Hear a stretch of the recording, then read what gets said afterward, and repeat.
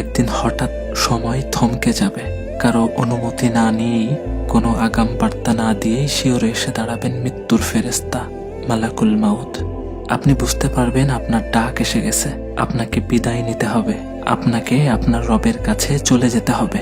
তবে বিদায় নেওয়ার আগে আপনাকে যেন এই আফসোসগুলো করতে না হয়। ইস, যদি একটিবার এই কপাল সেজদায় লুটিয়ে দিতে পারতাম।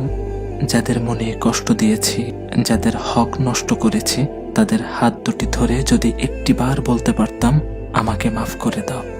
জমিয়ে রাখা এই অঢেল সম্পদ আজ আমার কোনো কাজে আসছে না। যদি সবটুকু উজাড় করে আল্লাহর রাস্তায় দিয়ে আসতে পারতাম।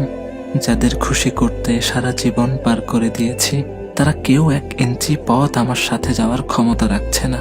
সারা জীবন যদি কেবল আল্লাহকে খুশি করার চেষ্টা করতাম, তবে আজ এই একাকিত্ব অনুভব হতো না। হায় আফসোস, আমি যদি আর একটি বার সুযোগ পেতাম,